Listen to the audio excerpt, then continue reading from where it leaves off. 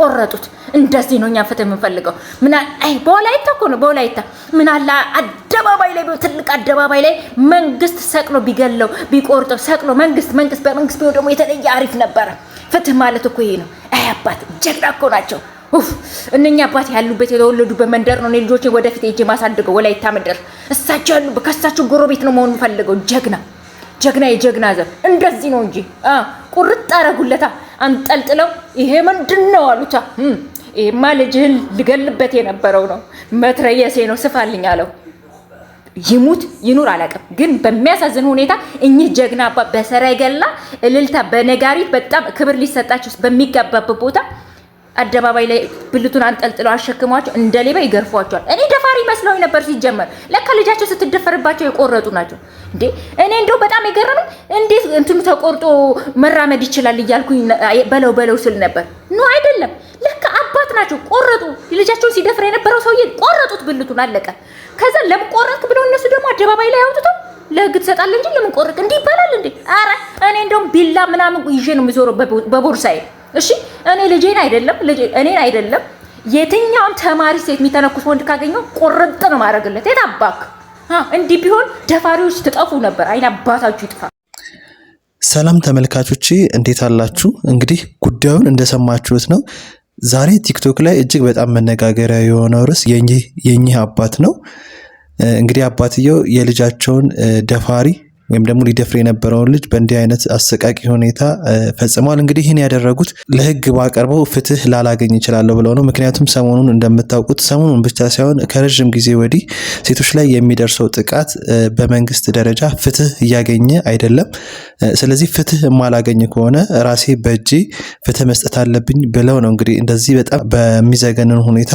ፍርድ በራሳቸው የሰጡት ከሁሉ በላይ ቀልቢን የሳበው ብዙ ቲክቶከሮች ይሄንን ቪዲዮ እያቀባበሉት ይገኛሉ ወደ ኮሜንት ሴክሽን ላይ ብትገቡ ደግሞ አብዛኛው ሰው ጀግና የሚል ስያሜ ሰጥቷቸዋል በጣም እጅግ በጣም በቁጥር ለሚከብድ ሁኔታ አብዛኛው ሰው የእሳቸውን ጀግንነት ነው እየተናገረ ያለው እንዲሁም እሳቸውን ለፍርድ ሊያቀርብ እየሄደ ያለውን ህዝብ ደግሞ ሲኮንኑ ይታያሉ በእርግጥ ሁኔታው በጣም የሚያወዛግብ ነው ምክንያቱም እሳቸው ለፍርድ ቢያቀርቡ ፍርድ ላያገኙ ይችላሉ ብለው ስላሰቡ ይመስለኛል ይሄንን ድርጊት የፈጸሙት ግን ደግሞ እንደዚህ አይነት የደቡብ ፍርዶች ጉዳዩ ሳይጣራ በስሜት እንደዚህ አይነት ቅጽበታዊ ድርጊት ማድረግ ደግሞ በኋላም ላይ የከፋ ሁኔታ ሊፈጥር ይችላል ብቻ ሁኔታው የሚያወዛግብ ሆኖ አይቻለሁ እኔ በግሌ የእናንተስ የተመልካቾች ሐሳብ ምን ይመስላል ድርጊታቸው ወይም ደግሞ የወሰዱት እርምጃ ትክክል ነው ወይ ብላችሁ ታስባላችሁ አንድ የወላይታ አባት ዛሬ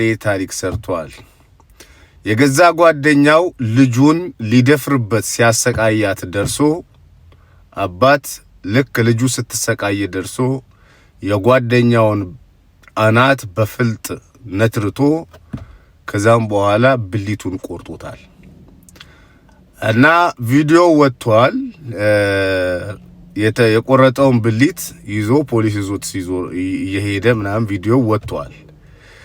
እኔ በበኩሌ ትክክለኛ እርምጃ ነው ብዬ ነው ማምነው። ምክንያቱም ሕፃን ልጆችን የሚደፍርን ሰው እንደዚህ አይነት ተመጣጣኝ ቅጣት ካልተቀጣ በስተቀረ ልክ እንደ ኤቨን ነው። አሁን ሄቨን ፍትህ ታግኝ ብለን ጮህን፣ አሁን ፍርዱ ተቀንሶለታል። አይደለም ሊጨመርበት አይደለም ባደረገው ድርጊት ያክል ሊቀጣ ቀርቶ ሄቨንን የደፈረው ሰው ፍርድ ተቀንሶለታል ይግባኝ ጠይቆ። በጭራሽ ሕፃናትን አይደለም ለመድፈር ያሰበ ሰው ቅጣቱ መሆን ያለበት የወላይታው አባት እንዳደረገው አይነት ቅጣት ነው መሆን ያለበት ለኔ። እስቲ ያ የወላይታው የሕፃኗ አባት ልክ ነው የምትሉ እና ልክ አይደለምም የምትሉ ድምጻችሁን አሰሙ። ምክንያቱም ለህግ ቢሰጥ እንኳን ህግ ያስረዋል እንጂ ተመጣጣኝ ቅጣት አይሰጠውም። ሕፃንን ልጅ የደፈረ ሰው የመኖር መብት አለው በኢትዮጵያ ምድር ላይ። ቤትም ዓለም ላይ ይታሰራል እንጂ ተመጣጣኝ ቅጣት አይቀጣም። የወላይታው አባት ያደረገው ልክ ነው አይደለም? በነገራችን ላይ ቪዲዮ ወጥቷል። ልጁን ሊደፍርበት የነበረውን ሰው ብልቱን ቆርጦ በጨርቅ ጠቅልሎ እንደዚህ ይዞት እየዞረ ሰው ከኋላው አጅቡት ምናምን ፎቶን አሳያችኋለሁ። ቪዲዮን ለማሳየት ደግሞ የቲክቶክ ህግ ስለማይፈቅድ ማለት ነው። እና ያ አባት ልክ ነው አይደለም? ልጁ ልትደፈርበት ሲል በገዛ ጓደኛው ደረሰ።